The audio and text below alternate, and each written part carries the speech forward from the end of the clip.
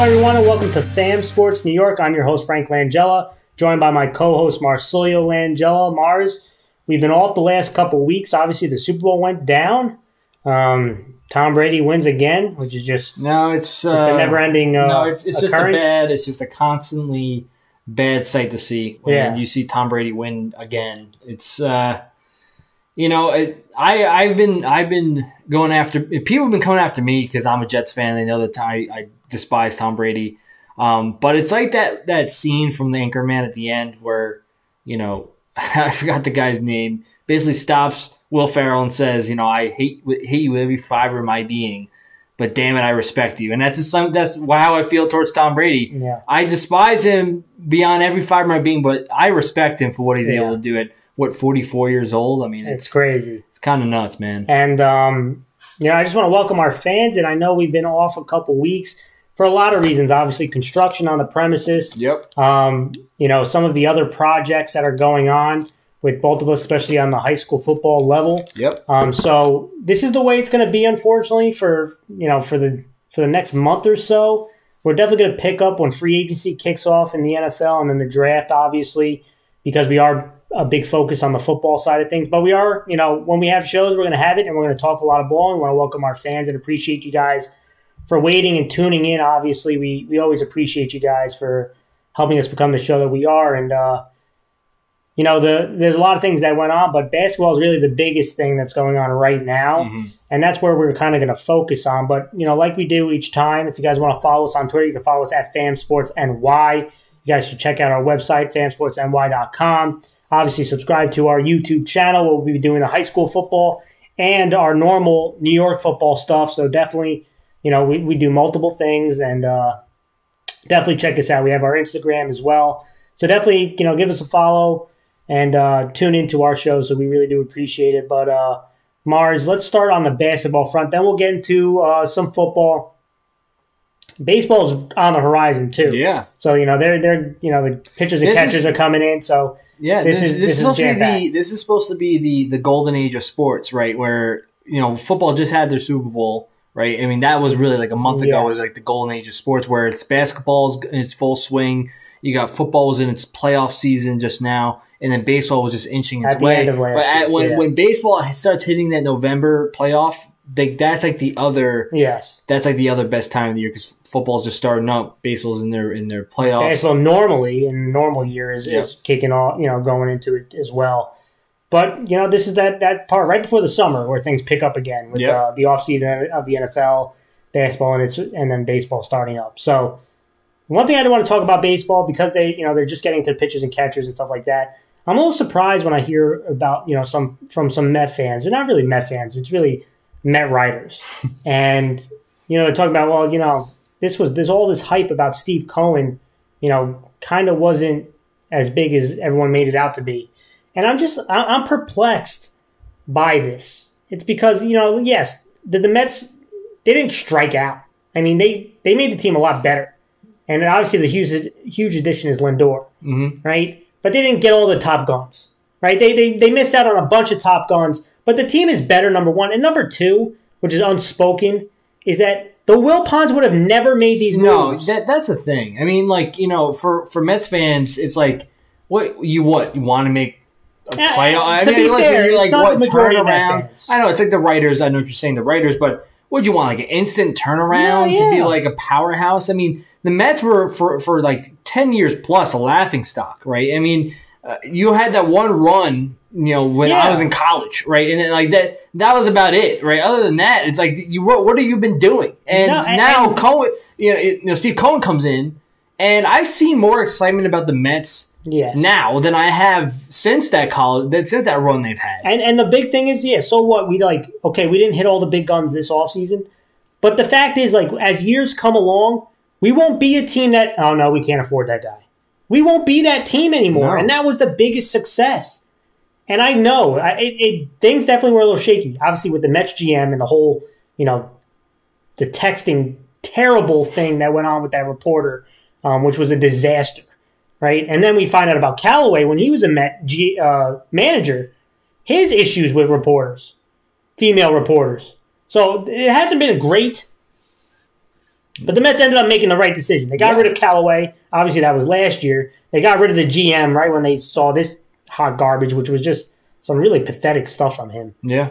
That really affected that unfortunate, that journalist. But that was a couple weeks. That's been a few weeks now. But the Mets, I don't understand why there's not enough excitement, because I think the Mets, and we even heard about that Steve Cohen with the, Jeff Wilpon's boy for Barstool, insinuating that Steve Cohen had something to do with the stocks incident, right? Which forced him to get off Twitter because he was getting family threats. His family was getting threatened. Like, it was just, it hasn't been the smoothest transition. No. But I tell you what, I'm more excited about the Mets this year than I have in a while. That's the thing, man. And that's what I was saying before. I mean, with Cohen coming in, there's just so much more excitement. Just how about this? The Wilpons were such a detriment to the Mets that just new ownership brings enjoyment. I feel like the same thing would happen with the Jets, but I really would feel it a lot with Steve if Dolan. If Dolan were to sell the team, the Knicks fans would be we would be like the worst team, but we'd be like, oh wow, this is the greatest thing ever. But speaking of the Knicks, I mean how about the Knicks, man? I mean, listen, we're not doing amazing. We're not like a top. What are we? 14, we're 15. We're 15 and 16. 15 and 16. I mean, we are a game under 500. But we're a playoff team, right? We're the 7th seed. We are in the playoffs. If the season would end today, we're a playoff team. Yes. And that's the biggest thing I point to. I look at and I say, listen, me and you have not been on the Thibodeau train. We've been praising him for the defensive ability that's been coming out, but there's some things that we look at Thibodeau and we still don't understand. Yeah. This whole point guard thing, which is right. I'm not saying we're just haters or anything. I can look at the bright side of the Knicks, and we always do this. We look at the bright side, and we look at the dumb side. Let's talk about the bright side. And number one, Thibodeau deserves immense credit for a couple things. Okay, number one, the defense. Yep. In the beginning, people were, and me and you talked about the defense being number one in the league. Now I think I don't know if they're still number one. I think actually they are, but for a while, people were saying, well, other teams are just missing shots, like open shots. And it was saying, kind of like this was a little bit lucky. But I'm sorry, we're more than a third of the way through the season. We're still there. And the Knicks are number one defense. I'm like, that's not luck. Well, let's look at, I'm sure you'll mention it. But, so we're horrifying offensively. We're not good. We're not good, right? No. We're not good offensively. But the fact that we are such a solid defense that we are winning the games we're supposed to win, right? For the most part. I mean, there are some games we lose that are just stupid. Obviously, the loss a couple days ago. Yeah. But for the most part, Magic was ugly. For the most part, we win the games we're supposed to win, and we keep teams close. Right? Yeah. We always keep them close, which is with the defense. With the defense. And the point is that you can lie to yourself. All those Knicks haters, you can lie to yourself and try to make a claim that the Knicks are just lucky that they are winning these games. But last time I checked, we're doing better than a good chunk of teams. Yeah. Right? And so is it just maybe bad? Everyone has bad luck except for the Knicks? Look at that sentence I just said. I know. Everyone has bad luck except for the Knicks. Go to sleep. Right? Go lay down. Go to bed, because that sounds stupid. The Knicks have been one of the most unlucky civilizations in generations. And now we're lucky that teams are missing shots. Yeah, Please. but that was the talk in the beginning. But people are buying into it more. Yeah, and the Knicks defense is legit. They work hard, and there's some players that I think are the most overrated defenders. But as a collection, as a unit, defensively, they've been extremely impressive. Even when Mitchell Robinson goes down, you could definitely see him hurting on the rebounding factor, especially offensive rebounds. Yeah, they can. That one definitely hurts. But even defensively, they have still played really solid defense, even without Mitchell Robinson. And Thibs and that staff, and this is important, Thibs put together a good staff. Yes. Okay, so he deserves credit for that too. They put together a good coaching staff. Because my second point, what Julius Randle is doing is unbelievable. Julius Randle deserves all the credit. No, he does. Like 90% of it. But the coaching staff deserves some credit too, because they got him to buy in, and he's playing at a career level. He went from being one of the most hated Knicks last year to being clearly the best player on the team. Yep. Clearly. It's not even close. Well, think of it this way, man. And he's playing, number one, All-Star shouldn't even have been a question for Randall. Not even a question. He's playing better than Bam, and I think he's playing better than Sabonis. He deserved to be an All-Star. Without him, the Knicks really are a bad team. Really a bad team, especially offensively. Well, but dude, that's I mean, listen, I'm butthurt because he wasn't an All-Star, but unfortunately, the way that the NBA creates their All-Star now, I know they were still talking like he could still make the team as a reserve. Is that true? Because I know he's not starting. If someone's hurt or someone doesn't want to play, maybe, but he should be. He should be on the reserve. It should have been a lock. Yeah, that's the point. If he's not on the team right now, he should be automatic on the reserve because at the end of the day, his stats. Some of the stats I saw, he's averaging 20+ points, 10+ rebounds, and 8+ assists. Last guy to do that was trying to let me pull up his. It was something like I saw a stat where last guy to do what he's doing was Larry Bird, right? And it was just I'm not saying we have Larry Bird. He's not Larry Bird, but that means that a very rare list of people were able to do what he's doing. It's 23, 11, and 5, so not 8 assists, but 23, 11, and 5. And it was Larry Bird who was the last one to do that. And the point is that he's playing at a career level. He's playing, especially, I'm not saying he should be an all-pro. He's not. But all-NBA. All-NBA. You're thinking NFL. Yeah, all-NBA. But he's an all-pro basketball player. He should be on the team. He should be on the All-Star team. I keep missing everything. He should be on the All-Star team. That's just straight up obvious. Yeah. It's straight up obvious. I mean, and like you said, if he wasn't playing the way he's playing, and I'll give him the most credit. I was a hater of Randall last year, right? And he deserved it. I'm not saying he didn't deserve it.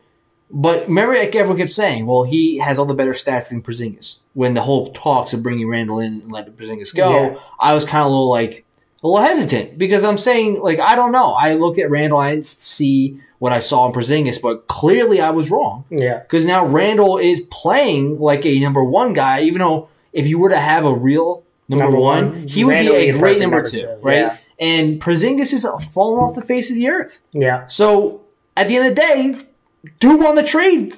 ESPN? Who won the trade? They don't want to talk about that now. They act like the Knicks magically had Randall the whole time. Call it even. Now it's even. Now it's even. But Dallas is doing well. The trade eventually, if you really map out the trade got the Knicks quickly, and the trade got them Randall. So, yes, they did win.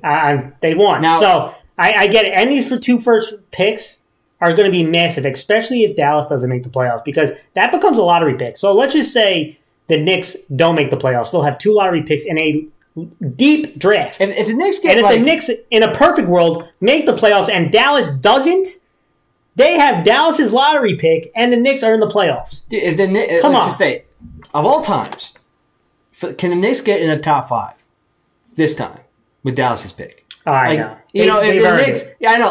Come on, you screwed us out of Zion, right? And then you give us the 6th. How many times did we get the 6 to 8? Every single time we hit a lottery, give us a top 5 pick this time. And then I'm not going to be it's all settled, but at least it'll ease. It will be settled. Not settled, because there have been many years of us getting screwed. But the point is that the process. This would be the process. We finally get our draft picks back after the Melo trade, finally, and now we're able to develop as an organization after you get rid of clownish coaches. Yeah. You build an organization. And let's just say, a star in the offseason wants to come. Now the Knicks will have a lottery pick. Yes. A top lottery pick, not the 8th pick, which, I'm sorry, we're getting all hopeful. That's what it probably is going to be. Yeah. But, still, give us a little something. Hey, how about this? This is what we wanted when Fizdale was here. We wanted to look competent. We're not groundbreakers. And that can I tell you? That's the final point about Fibs, that he deserves credit. So we named the 3, right? Defense, no doubt. The development of Randall, no doubt. And even RJ, which doesn't get enough credit. I know he has some nights that he's just he can't shoot anything. But I tell you, RJ is playing way better. Yes. Way better. And RJ deserves a boatload of credit. And he doesn't get enough credit. No. I always see when when Peyton shoots 5 attempts, and we always see that, well, the Knicks are 11-4 when he shoots 5 times, and they just interview him when he has 11 points on 5 of 12 shooting. And then RJ has 21 on an efficient night, shooting 50%, and they don't even interview him. No, it's ridiculous. I'm not going to go into it, but I've seen MSG. I've seen that. There's such weird I've seen it. Even Rose, and that's the next thing, because we weren't on when they traded for Rose. I initially didn't love the Rose thing, but before, let's just cap it off with Thibs, right? Development on the second one, and third one, making us look competent. And that's huge, because people forget the Nets, when they formed this big three, and we'll get to the Nets in the next topic. When they formed the big three, it wasn't like they were a 3rd seed. Okay? They went as the 7th seed. Mm-hmm. And they formed the big three. Because what did they do? They ended up looking competent. And all you need to do is just to get them here. Get the stars here. Because it wasn't the coaching. They fired Kenny Atkinson. Yep. They got rid of him. You just need to look competent enough that stars want to say, I can go there and form something there. That's all that matters. Yes. That's all. And that's what the Knicks, at least showing, that they are a competent destination. To look competent where it's like, so they're a playoff team with Julius Randle and RJ Barrett and Quickly? Like, I can easily go there. Maybe I want to be a part of that. I can go there and we can become a topper seed playoff team and then we can make a run. Because that's all, there's a lot of things that can happen, right? I would love for a free agent to come here and sign here. Yes. But there's less likely of that happening. Yeah. But even the point where a lot of times players have no trade clauses in the NBA, where they have to check off on coming to a team. And if you look competent, when Davis was up there for trades, if the Knicks look competent, there was a chance he could have came here because New York was one of the places he wanted to go. What really hurt them is they ran into a point where they were on a list but didn't have the capital. Now the Knicks have both. We finally look competent and have the capital. Yep. So now is when you really become the destination for either a star who wants to get traded, which is the most likely, or a star that wants to sign. I've been seeing people say about possible people to trade. Right. Yes, and maybe that's one of the next things. Yeah, we'll go into that after Derrick Rose. So Derrick Rose. So I was on the same boat as you. Derrick Rose being traded. First off, trading assets. Right. I was just like, why? But trading Smith Jr. and trading basically a bag of potato chips. Yeah, and a second, which it was one of 3 seconds, and it wasn't the highest second. So you didn't get back the Pistons. So I said, you're trading a bag of potato chips for D Rose. Now, I was still a little D Rose straight up just left. When he went I liked D Rose when he was here, and then he just left. So I was a little hesitant about him coming back, which any Knick fan should be a little hesitant. Yes. Right? The people that were like, yo, you should do it right now. Don't fool yourself. You probably thought in the back of your mind, he straight up left. Yeah. But the big question was, what's going to happen with Quickly? Right? Yeah. That was really that was my biggest concern. Yeah, Not even so much of the because it was really that. It was always the fact that Quickly is getting better and better. And when you get D Rose in, clearly we haven't seen Quickly start. We haven't seen that happen, and we haven't seen his minutes increasing. We only seen Payton's minutes increasing, which makes 0 sense. So now we have D Rose. We already know where are the minutes coming. Yeah, where are the minutes coming from? It wasn't like Smith Jr. was playing, so it's not like who are you taking minutes from. So they took it from Rivers. Yeah, right. That's what it ended up being. Now, this is still to me a continuing issue, is because the last couple of games now, Quickly and Rose have not played well, have not shot well. Excuse me. The bench unit has definitely not played well the last couple games. Do I expect it to be a trend? No, I don't, because I think D Rose is a vet offensively, especially. He can get hot, and Quickly has shown that he can get hot at any moment. But they are struggling in the last couple games. But I have to give credit in the beginning, because when Rose came here, the Knicks bench outside these last couple games was one of the best benches in the league. They were outscoring opponents. I think it was plus 42 at one point for playing against other benches, which was tremendous. Yeah, so again, this was a thing where I was going to admit that I was wrong about the Derrick Rose trade, because it made no sense to me unless Payton's minutes were getting reduced. That obviously has not happened. Okay, What they did was they just said, Rivers, see you later. And, they made Quickly take Rivers' minutes. And if Quickly's playing well, he'll play more. And if Rose is playing well, he'll play more. Like, okay, that's not something I understand it. I do. I still don't get Payton playing all the minutes. And I know, 5 of the last 7 games, he's really picked it up. But we know what he is. Yep. Okay? We know what he is. And he's a very limited offensive player. And I still can't understand, which I have to give credit. Yeah. I have to give credit to Payton. I don't understand why teams don't force him to hit jump shots. And that's number one. And if they're not going to force you, then keep driving. Mm-hmm. He's finally realizing, I can't hit a 3 to save my life. He literally did. He's realized that. Sometimes he has brain farts where he shoots them in the fourth quarter, which makes no sense to me why he does it.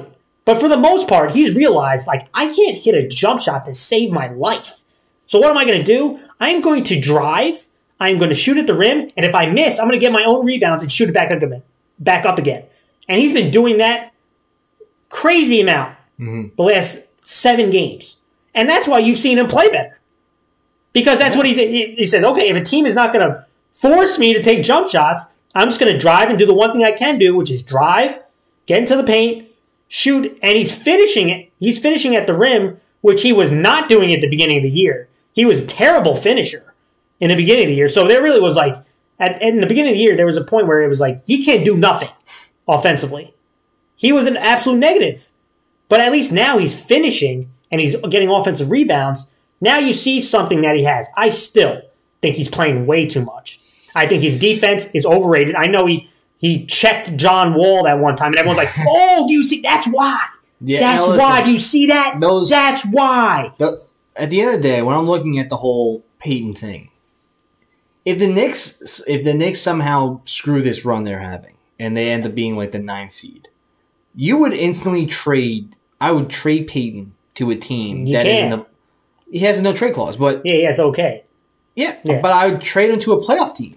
I'd trade him to a team saying, "Listen, you want a backup point guard to just." And there's been rumors. Yes, yeah. So I would. That's what I do because I know the Knicks. They just. It's trading with your son. It's difficult to do. Scott Barry's boy. He's his son. He's his adopted son. So it's so difficult. But if the Knicks make the playoffs, that means they're not trading him. Obviously, you're not going to trade your star point guard apparently. But at the end of the day, if I'm looking at the Knicks in the future, he has a 1-year deal, right? Or is it 2? Yeah, it's a 1 year. This is it. So if I can't imagine Knicks walking away from after they make a playoff run and if I had any brainstem and I was running the Knicks, I'd say, thank you for your service, Payton. But we're going to draft a point guard with the Mavs pick. Right? With a heavy point guard draft. Yeah. We're going to draft a point guard. Whichever pick it is.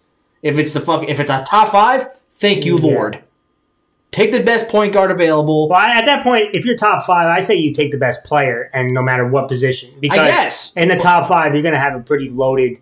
But there's 2 point guards that's going to go in the top 5, and you have a good chance if you get into the top 5 of getting one. That's my point. But if you can get that point guard, you're taking that point guard, you're letting Payton walk, and we'll deal with him quickly, and wherever this guy is, deal. We'll deal with that. But that's the point. And at least then, if you're looking as a Knicks fan, or even a fan outside the Knicks, you're saying that's something you can build with. Yeah. One of the top point guards in college, quickly, who's shown that he can play. D Rose as a bench player, and you have RJ, who's going to be in his 3rd year, who's getting better. And if Randall even plays the same level as he did, that's a solid unit with Mitchell Robinson still there. And you have some guys. You have some players, which it's a solid thing to see. But if you keep Payton for some dumb reason, I'm waiting because it's Knicks fans and the loyalty of Knicks fans is just so great.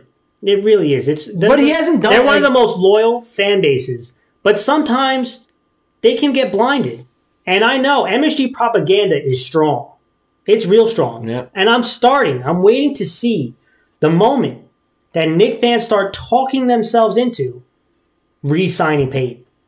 I'm waiting for it. It's going to happen because the propaganda at some point is going to get so strong that they're going to be like, maybe, should we keep him around on, a low salary deal?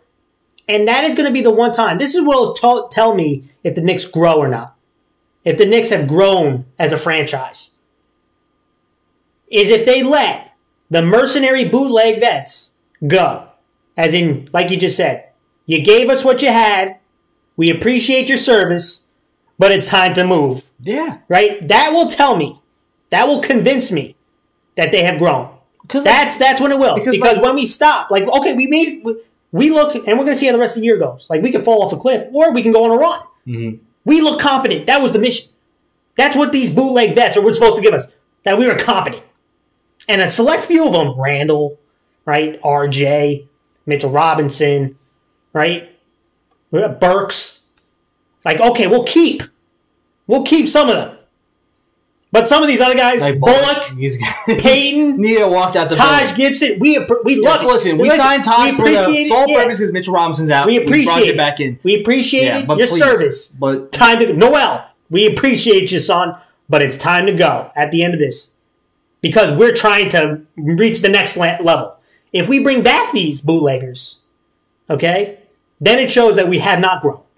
Because the point is, at some point you want to say, okay, Toppin, we want more of a role for Toppin. Yes. We want more of a role for Quickly. We want more on their plate, not less. We want to grow to a point where they are the key cogs of the team. Yes. Okay?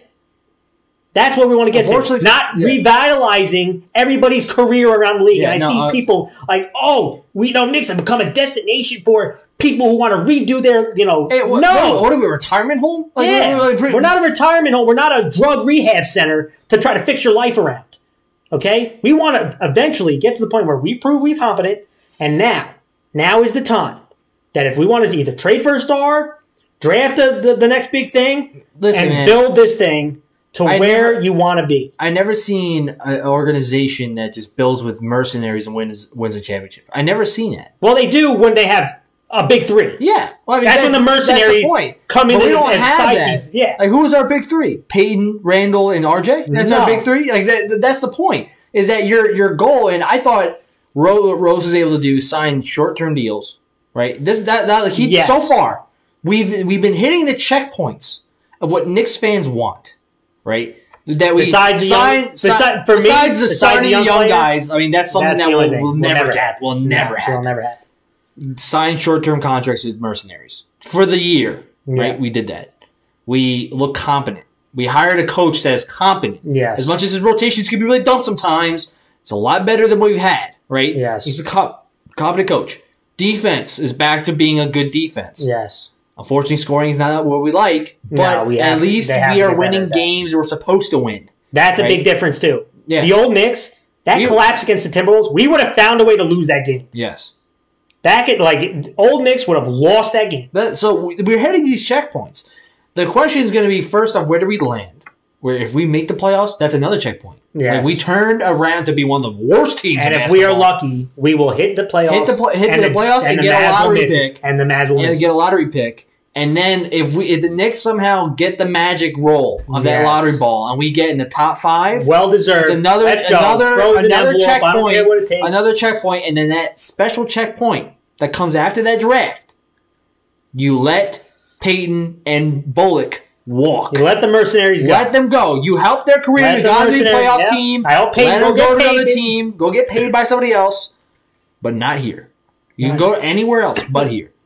That I'm choking on my Peyton. That would be, you would be hitting all the successful checkpoints as a Knicks fan if you were able to do that, right? And I know we're looking too far in the future, but the reality is, so far we've been given a chance to look. Yes. That's the best part. I actually can see something. All my fellow Knicks fans out there and all my friends that are Knicks fans, making the playoffs with how horrid we were with Fizdale as our coach. Yeah. That is a big turnaround. It is. And that makes you want to watch. I mean, first of all, we've been watching Knicks even when they stunk. Right? Even when they were garbage. Every day. Every game we watch. Every game. But the point is, imagine the Knicks making the playoffs. You know how happy? That's awesome. You know how happy that is? Like, how great that feeling is? I mean, even as a 7 seed, I would be absolutely ecstatic. I mean, I know I said to the next team we're about to talk about, but still, I think it would be great. Mars, let's talk about the other team, the Nets. And they just went on a 5-0 run on the West Coast, beating the teams like they won off the Clippers and Lakers. Flop. You saw the flop. I know, but it's still counting. That was still horrifying. A win is a win. They got it. They beat the Lakers and the Clippers. They went 5-0 on the West Coast. Probably their best run in franchise history. Yeah. Okay? I mean, we talked about it when the big trade, when they formed the big three. We said the only thing that will derail them is health was the number one. Because we knew that you have 2 top 10 players. You have 3 arguably top 15, top 20. Okay? Offensively, you might have 3 top 10 offensive players. Mm-hmm. Firepower will not be an issue. And by the way, Joe Harris is also having a career year at the 3-point line. So they have a 3-point shooter as well. So offensively, they are loaded. Health is a concern, right? Kevin Durant, he's going to miss another game, right? Everything is fine. The Knicks, giving people rest here and there, as long as everybody's ready to go in playoff time. Okay? So injury, obviously, is the thing that looms. Defense was another thing. There's times you could see the Nets, when they play bad teams, they kind of play to their level. Yeah. Like they're not as stingent. They can't get rebounds. They can't really defend anybody. People get to the paint too easily. And then when they play good teams, that's when they're like, okay, let's take this serious. And they win. Right? They beat the Lakers. They beat the Clippers. Like, they play up to their competition. Mm-hmm. So, defensively, I'm a little less concerned because they actually have a couple guys who do the dirty work, and that's what they need. And when you get form big three, you just need guys who will do the dirty things, like defend their best guy, box out a dude, or rebound. And that's the only concern I have is the defense and rebounding and health. Health is the biggest one. Defense less so. Rebounding is concerning because do they have a guy? I know they beat the Lakers, but matched up against Lakers in a potential finals, and Anthony Davis is playing. Who's guarding Anthony Davis? And that's concern. A really good play. Who's guarding Embiid? But, the other answer is who's guarding Kevin Durant? Yeah, I mean, that's the thing. I mean, look, when I'm looking at Brooklyn, this is what you wanted if you're a Nets fan. Like, you got this big three for this purpose. Why you're looking like the best team in the East. Yeah, right? And I think right now they're tied, I think, with Philadelphia. Yeah, I think but overall, might be ahead. But personally, I think they're the best team. The same amount of wins is what I'm saying. Yeah, but I think they're better. I think the Nets are probably better. But this is what you wanted, right? And this is what they're getting. And I think, in my opinion, if they have this momentum going into the playoffs, I mean, it could be scary what they do. Yeah. Now, the question is going to be, who will be the team that meets them in the Eastern Conference Finals? And I think it would probably be Philadelphia, in my opinion, because they're just steamrolling teams too.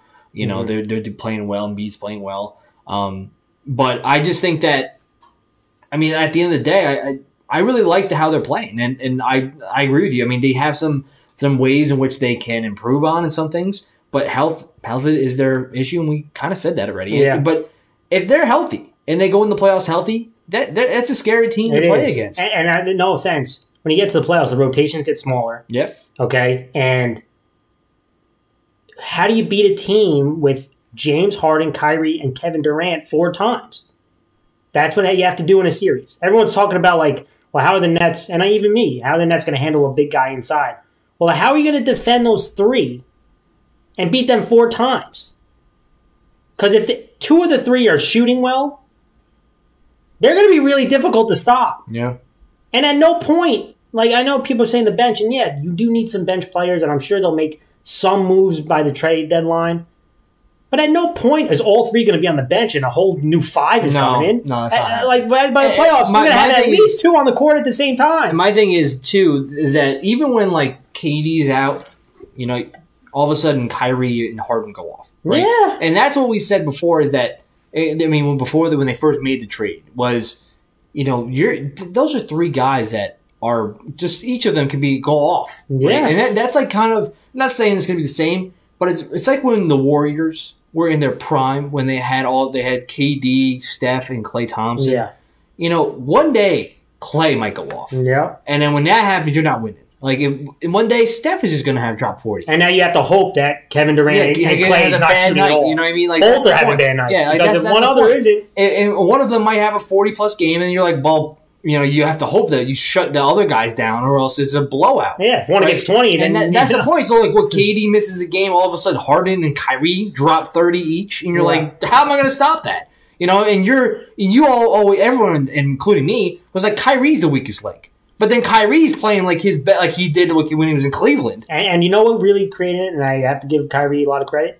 he straight up said it in public. James Harden is the point guard. He said it. Like, James is the point guard. I'm the shooting guard. And I think that, like, it might not seem like a big deal to people, but it is a big deal. Because he said, no, James Harden is the guy who's going to facilitate, and I'm going to play off him. And that's a big deal. For him? That's a huge deal. For him of all people. That was the other thing that worried me when they first made the trade, was how can each of these people play with you? I mean, Kevin Durant's the most calm of the three. I mean, that's scary, right? The guy with a burner account is the calm one, right? But when we were saying, everywhere Kyrie went, it was a problem. But now it seems as if Kyrie's understood that, maybe doing it the way that he's used to doing it is not the best way. Yeah. And Harden being the facilitator might be the best way, and clearly it's working. Yeah. So if I were them, just keep doing what you're doing. I mean, like me and you are New York fans at the end of the day. I mean, we're Knicks fans first. Yes. But, and I would take Knicks success over Nets success. If the Knicks play the Nets, damn, that would stink because the Nets are loaded.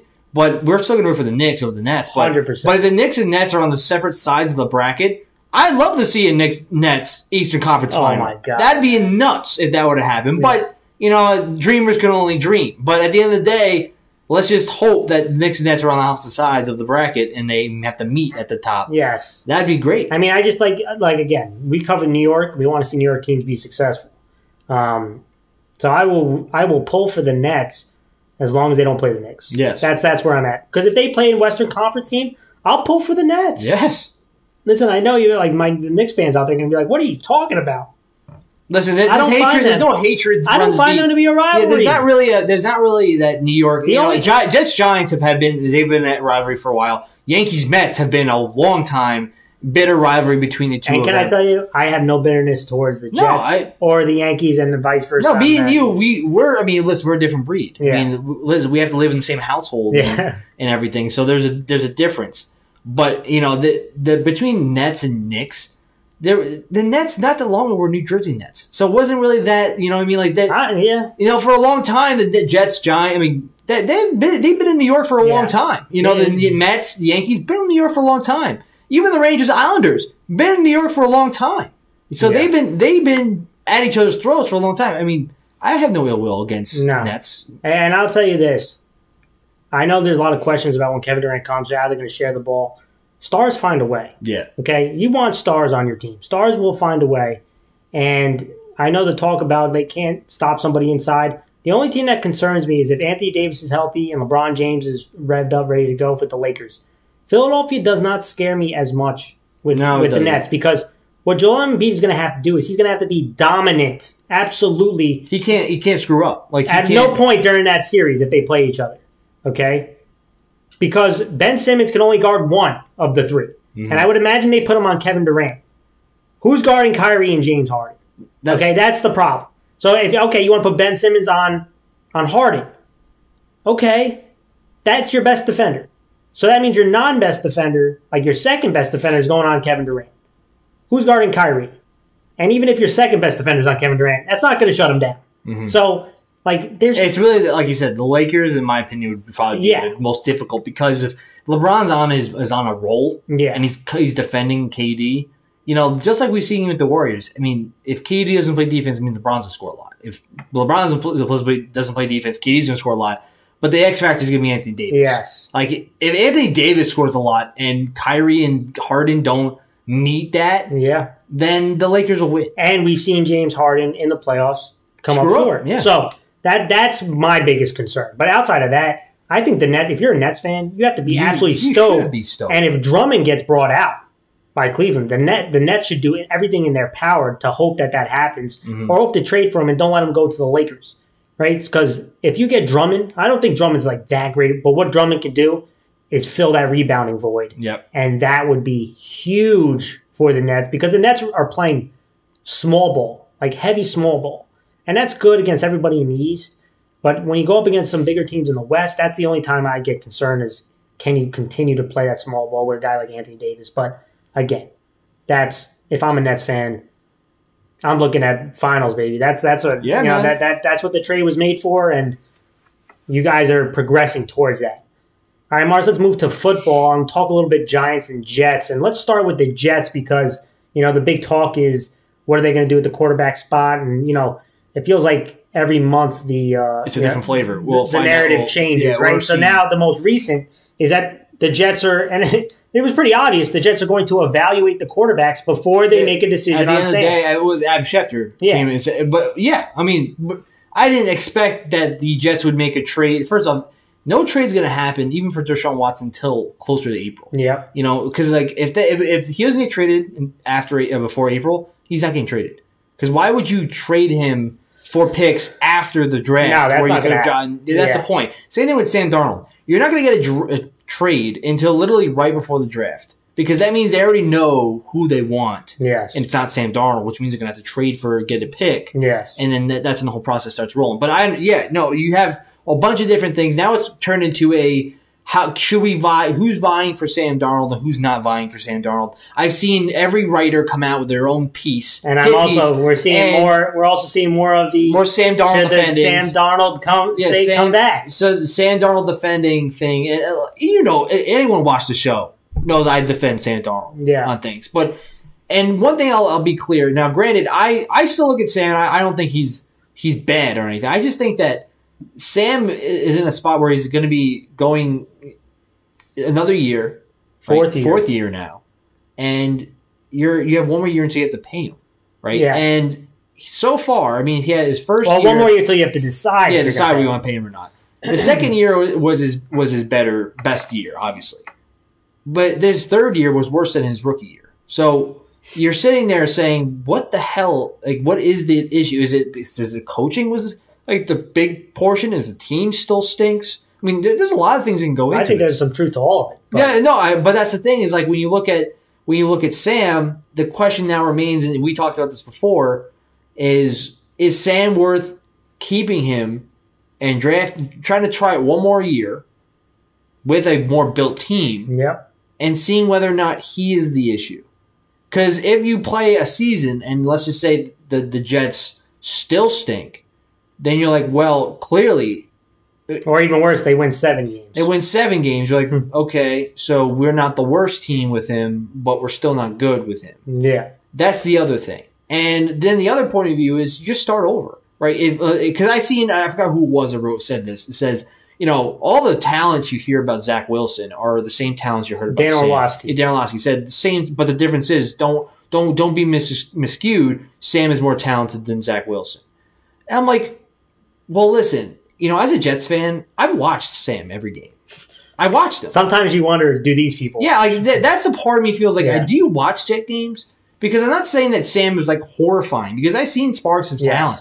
Like I would have been against him since day one if you stunk since day one. So he's clearly had talent. The problem is that you act like he's like you act like he's Deshaun Watson on a horrible team that's pushing him down. Like he's not top 5 in every category. Like he's bottom of the NFL in most categories, and our team stinks. So it's like you can't stop comparing him to guys like, I don't know, like Deshaun Watson or like even like mediocre, like average quarterbacks like Goff or stuff like that. Like he's not that level because our team sucks, and he's not hitting any benchmark of being a good quarterback. If he was hitting at the middle of the pack on a horrible team, then I'd be like, I could see where people, and that's but what my point is with Sam, you nailed it, is that I can talk myself into keeping Sam. If Sam was like 16 to 22, like if he was even in the 20 range, I could be like this team's so bad, and he's literally just putting up these numbers out of sheer will.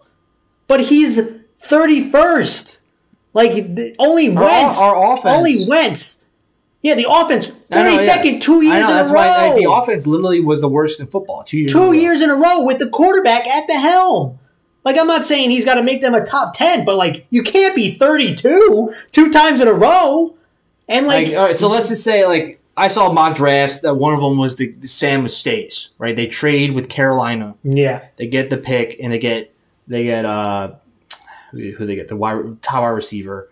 Jamar Chase or Devontae Smith? Jamar Chase. Jamar Chase, and then they get Najee Harris, the second first pick.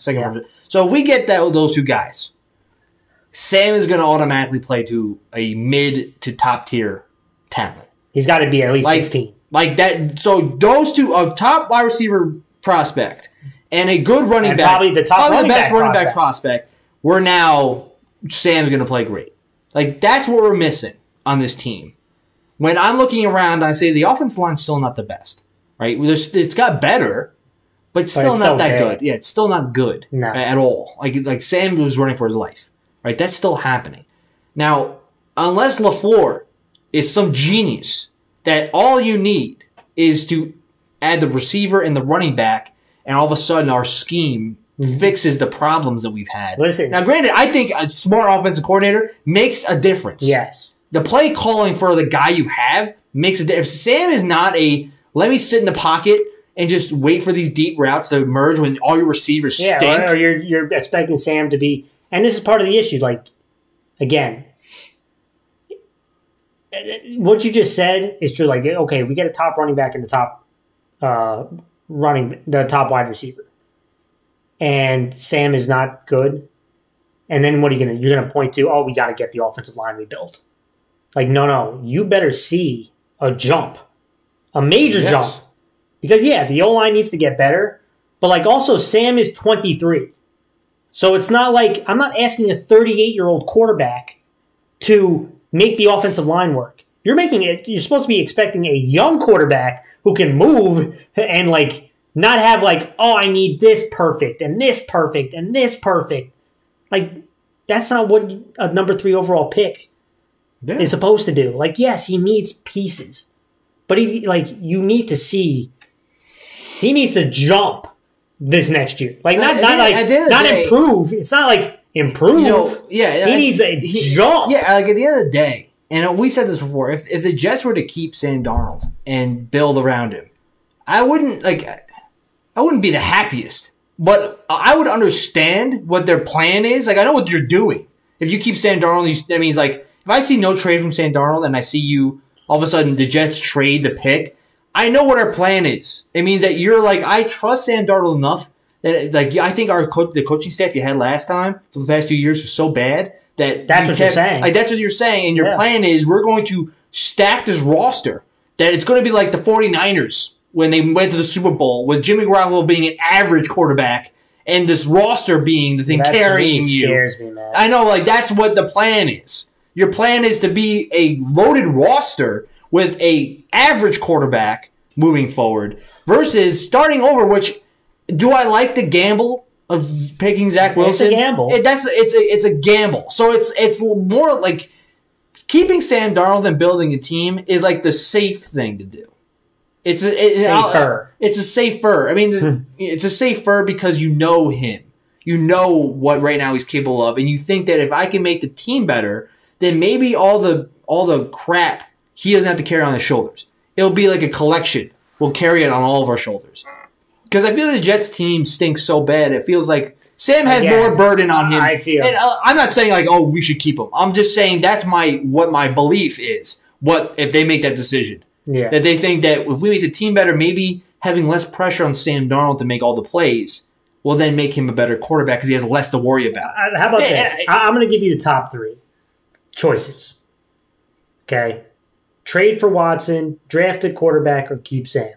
Rank those 1 through 3. I mean, you're going to trade for Deshaun Watson. He's number one. What's your second? I think the second one would probably be to draft. I mean, and that's why. And number 3, I'm at Sam. Yeah, that's where I'm at. That's my feeling. I feel like if you drafted Zach Wilson, I know, like, okay, we're starting over. And you're trading Sam to the team. Like the conversation marks with Dan Orlovsky is like everything you hear from Zach Wilson, Sam has. Okay, so if you're telling me Zach Wilson is as talented as Sam Darnold, then why would you not? Why wouldn't you start over? Yeah, why would you? Because now you're starting over with this contract. Exactly. If that's what you're saying. The downside is you're not going to get the top receiver. That's the loss. But if the Jets were cap-stricken and that's all they had was, they didn't have a lot of draft picks, then I could say, you know what? I hear that argument. But the Jets have 10 picks, $60 million in cap room. This is not a team. And by the way, Mars, how many times have we talked about it? The top receivers. They are not top 10 picks, majority of them. No. You can get receivers in other rounds that contribute at top tier levels. So you don't, yes. I really like Jamar Chase. I think he's the best one. Devontae Smith, super talented. Waddle, super talented. But there are super talented receivers that go in the second round. Mm-hmm. And the Jets could do that. And how about this? You have the second first. Yeah. You have a second first. So yes, you might not get the top 10 wideout, but you can get a receiver in the 23rd pick, and that receiver, if you look at the numbers, has a good chance to be productive. Yeah. So that's why I don't buy that conversation. I just, the Jets are not your same old average. We only have 6 picks. How do we get? The Jets aren't that. The Jets aren't that. Now I believe a bunch of these wideouts are going to get tagged. So unfortunately, a guy like Allen Robinson, I don't think gets on the market. So free agency wise, you're not going to get the bona fide number one. What's going to end up happening? You'll end up getting another a 2, right? You'll get a 2. Eagles just released Deshaun Jackson and they just released Austin Jeffrey. Both should be no for the Jets. No, I'm just saying you'll get a bunch of those type of dudes, right? I'm just saying you'll pick up a 2 from a team, which is okay. Can you pick up a Corey Davis? Yes. Yeah. But he's not your bona fide. But you can use your first pick or your second pick on a wideout. Maybe Mims grows. So you would hope. You don't need to be a top 10 wide receiver. You don't. Mm-hmm. I mean, you really don't. And the argument about Sam Darnold, and I think Sam, again, it is not all his fault. It is, there is a lot. You're probably right. The burden on him. Listen, the New York jersey is heavier than other jerseys. I'll just tell you that right now. Yeah. The New York jersey runs heavy. And that's why when people are successful in New York, I do think they deserve a little extra credit. Because it's hard to be successful in New York. This isn't Indianapolis. Carson Wentz getting traded to Indianapolis. You know how happy he must be? You don't have the same spotlight like you were in Philadelphia. No. You don't. So, it's a different breed. At the end of the day, when you're in the East Coast, it's a different breed, especially in New York. And some people just don't got it. And I'm not saying Sam can't eventually become a solid quarterback, but I think the call for his ceiling was way too high at this point. I think his ceiling was projected too high. And number 2, I think it's better for Sam and the Jets for both of them to separate. Because right now, half the fan base thinks Sam is trash. Right? At least half. Yeah. The other half is saying let's keep him. So you listen. You even got teammates that are vying for Deshaun Watson openly. They're unsure about their quarterback. Yeah, out in the open. I mean, at the Mims, end of the day, that conversation with Mims. Mims, it wasn't I want Sam back. He wouldn't even answer the question. Mims, or even I see damn, what horrible names today. Left tackle. Becton. Straight up Becton just come on over to Deshaun. Hey, Quinnen Williams do it actively, trying to scout him to come play. These are that's not a good look. No. You know what I mean? And at the end of the day, it just tells you the players themselves maybe don't believe in them. So at the end of the day, and I said this before, if you trade Sam, it only will help him. He's going to get a fresh start somewhere. Yes. That team is going to pick up a guy who they'll get a better look at. They'll convert him to be whatever they want him to be. And if they're not, and he'll get less stress because he no longer has to be you need to be the starting quarterback for the New York Jets. Now, likelihood of you have to obviously compete to start on this team because it's not like you're Carson Wentz who had a near MVP season or anything like that, not last season, but he had a near MVP season. He had good numbers before this season, right? You didn't have that. So you have to prove yourself. Yeah. But at least you'll start somewhere brand new. Yeah. And apparently, I'm not saying he's trash or anything, but a lot of people like you. A lot of people like Sam Darnold. So because apparently they're getting calls. A lot of calls for Sam. And I say this, this is what I find Sam intriguing. 23 years old. He's going into his 4th year, so you do have the 5th year option. And you probably get him at the same or less of a price than Carson Wentz. So that kind of flyer is worth it. Why wouldn't you try? Yeah, why wouldn't a team if you have a the Bears, like the 49ers, like Washington, I hate to say it, but like Washington, Why would you not? Like, Washington doesn't probably have... trade it for a third-round pick. I love what Washington is doing right now. Get him for a third-round pick. Like Washington. Like, Tyler Hinkey and Allen, like, that's their quarterbacks right now. Alex Smith supposedly not coming back. Like, that's their quarterback room. If as a Giant fan, I'm like, damn, that's awesome. Like, that's freaking awesome. You get Sam, like, I'm still not like, oh my God, we're doomed. But, like, bringing Sam in is like, oh, well, you know, Sam Darnold could turn it around with this Washington team. Yeah. So, like, that would be a little concerning. Not as much as Stafford. Obviously, thank God Stafford didn't go to Washington. But, like, still. That would scare me more than Henke and Allen. So, like, I don't know why Washington. Why doesn't the Bears? Like, you're going to trade a third-round pick. That's what I'm saying. Like a third-round pick. Like, trust me, like, that's so worth it. And for the Jets, yeah. If you trade and get a third-round pick out of that? Yeah, well, at this point, at the Jets' point, if you're drafting quarterback, you have to trade him because you're not having two quarterbacks. Yeah, what's the point of having there? Yeah. You know, so, like, I mean, at the end it's of the day, a win-win at the end of the day. Like I said, if you kept Sam, that means that all these draft picks you get instead of the quarterback have to be solid, good dudes. They have to be good Especially players. Those first two picks. They have to be good players. And they have to be players that, like, once you enter the season, will change. Well, not say, like, all of a sudden, but they have to be good enough that's going to change your team. Yeah. You can't be trash. And you're betting on Sam's talent. You're betting that Sam is definitely a hidden talent that the coaching had suppressed. With the 3 years of Todd Bowles and Adam Gase. Yes. Had literally made him look horrible. Yeah. Which, I'm not saying, like, oh, that's the reason. But is it possible? It's possible, but the likelihood is down. Yes. Just because, like, you know, a good quarterback would show me more. Yes. You know, even Josh Allen looked horrible for 2 years. Third year, he looks like an MVP candidate. Yeah. You know what I mean? And he had the same coach. Yep. All 3 years.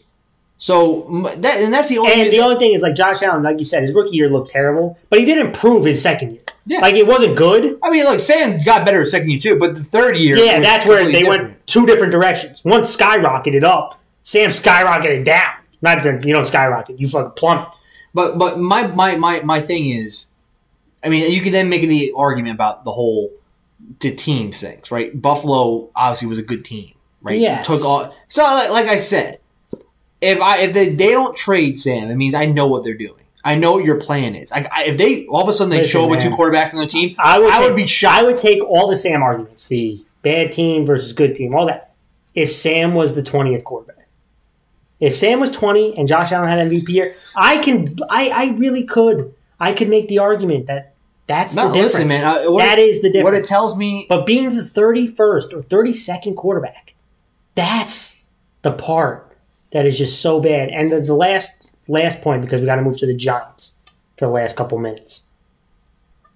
If you keep Sam, like you said, and you bet on his talent, and he shows some talent, and gets you, like we said, to the 7-win mark, where it's really difficult to get the next franchise quarterback. If you've this is not the guy. Now, what do? One, you're betting that, and there's always a quarterback that shows himself in a year, but there's not really a quarterback class. Like, you don't see, when people project a quarterback class is going to be good, people don't project a quarterback class is going to be awful and then there's 4 really good quarterbacks. You know what I mean? Like usually kind of see there's a couple quarterbacks that are going to be there. There's always somebody, when everyone said there's no quarterbacks next year, there's always somebody who shows out. There's always 1 or 2 guys that oh wow, this guy ended up being pretty darn good. But if you're a 7-win team, that means you're hoping there's a 3rd and 4th quarterback that's going to be pretty darn good that you can draft. Yeah. You know what I mean? So the Jets are going to be in a tough spot if Sam doesn't have a skyrocket type. If they build up a team. You know what? A 7-9 team. A 7-9 team, Sam clearly has to play better. And that means that, if let's just say he doesn't, that means that the team is playing but how do you get the franchise quarterback? I'm just saying, if they hit that number, that means the team carries. And you become Sam. What? You become the Washington football team. That's where they are. They're a 7-win team. They have no one at quarterback. What do you do? What do they do? I don't know. What does Washington do? You look for a team to trade a quarterback. That's where the Jets would be.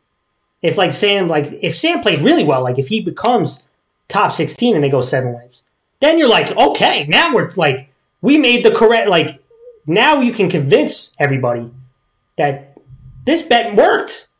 But let's just say, like, the team is real good and he's 23rd quarterback. Now you're in trouble. Yeah. That's the bet that you're making. And that's what the dangerous part is. Mars, going to the Giants, there's not a lot to talk about the Giants, but whenever you talk about the Giants, we always got to talk about the 2018 draft, because that year never ends, apparently. 2018 never ends. And that's all I see from Giant Nation is Saquon Barkley. Should we have drafted Saquon Barkley? At this point, I need to just put a bow on this bad boy because the same people who get the most clout on social media when it comes to the Giants are the biggest hypocrites. They talk about this Saquon Barkley pick like they weren't clamoring for Sam Darnold or Josh Rosen. And at what point? I mean, you're a Jet fan, Mars. Has Sam lived up to the 3rd overall pick yet? No, I mean, at the end of the day, look, for the Giants, their biggest gripe, unfortunately, with Saquon getting hurt, it was like it fell right into what those people that were bitching when they first drafted Saquon. It was like, oh, he's get hurt, and then he gets hurt. You're like, well, now we're never going to hear the end of the Saquon pick because that's exactly what they were bitching about this whole time. But don't sit there and start all of a sudden like, well, why did we draft Josh Allen? No, if the Giants drafted Josh Allen with the 2nd pick, you know how many crying videos we would have seen for like a month? You know how many? Even if the Jets drafted Josh Allen, you know how upset I would have been that night? Because Josh Allen did not look like the same Josh Allen. Actually, the first 2 years. Were the Giants fans been patient for Josh Allen's 3rd year? Yeah, you telling me the Jets and Giants fans have been like, oh, don't worry, his 3rd year is coming. No, they were like, you're an idiot for drafting him the 2nd or 3rd pick in the draft. Or we drafted Josh Rosen with the 2nd. Imagine the guy who's not even playing. What team is he on?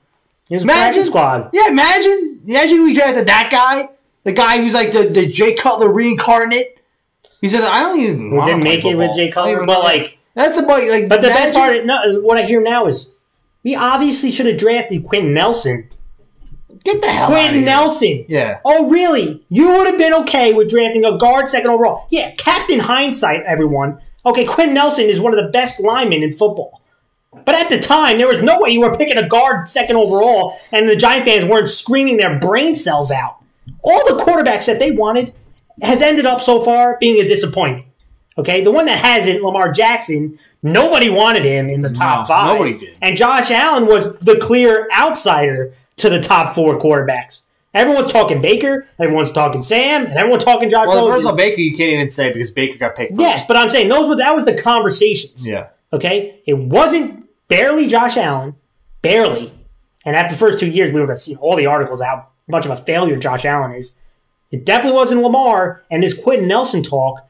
My favorite is this fake hindsight about, oh, well, you know what? Giants should have traded back to what the Colts did, picked up Quentin Nelson, picked up Nick Chubb in the 2nd round, and picked up Darius Leonard, and then picked up like they're naming all the old pros out of every round that the Giants should have did. In Captain Hindsight, that would have been perfect.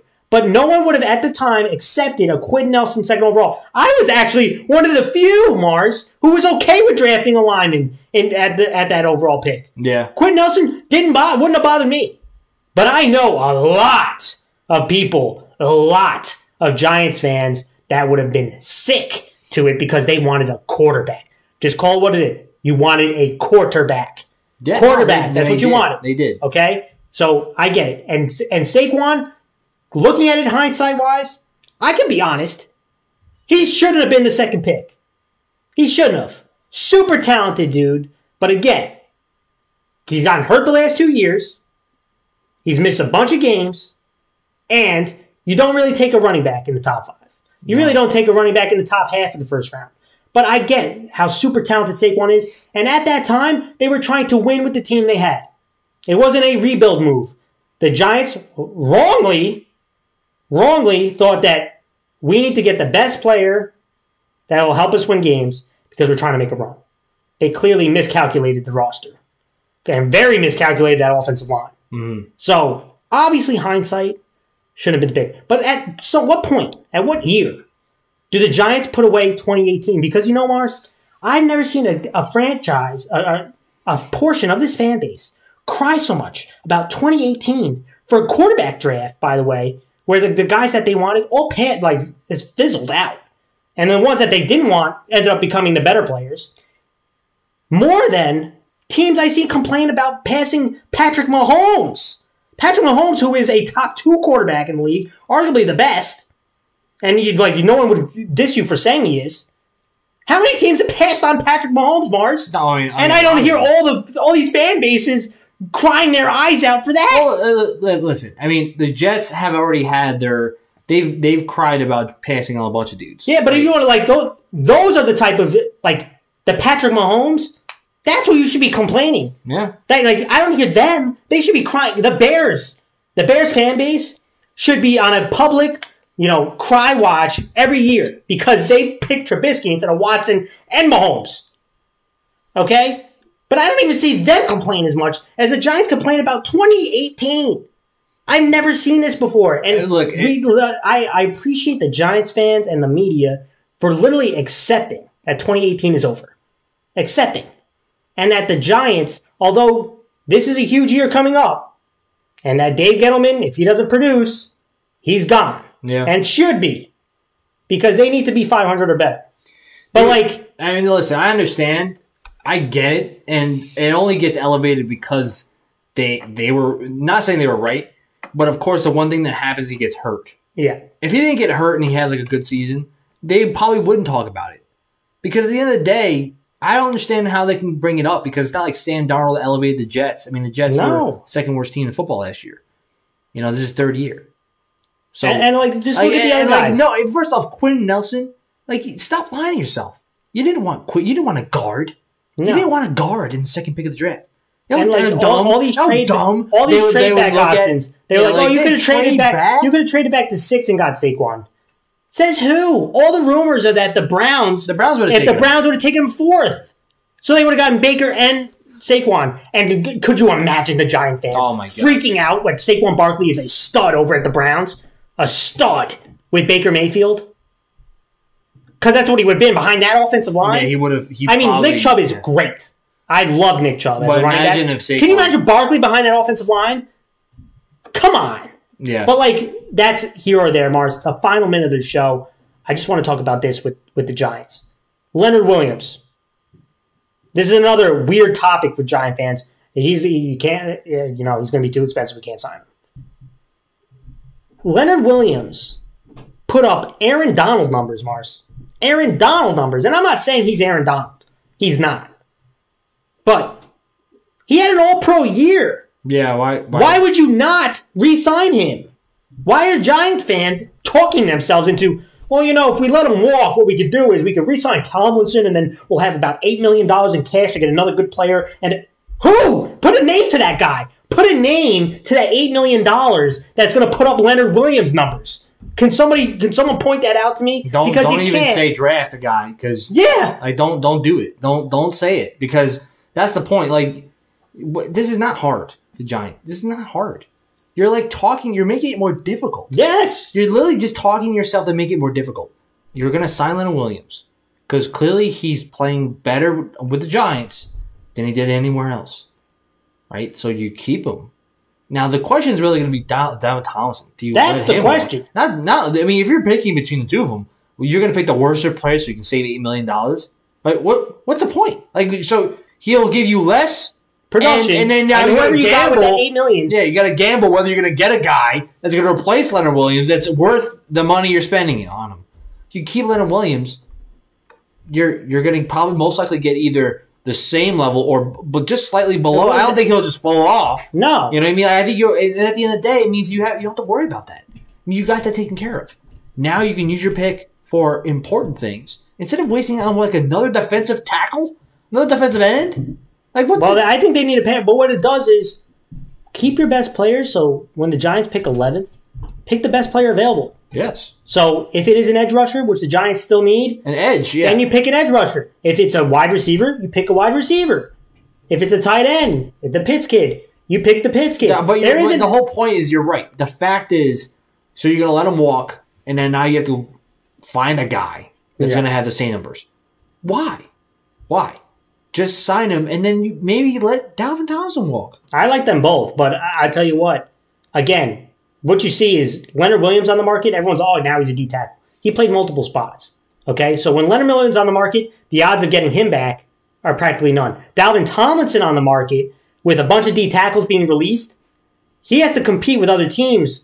Like, other teams are going to be vying for defensive tackles. The odds of you bringing back both Leonard Williams and Dalvin Tomlinson would be a little bit higher because of the market on DTs. Mm-hmm.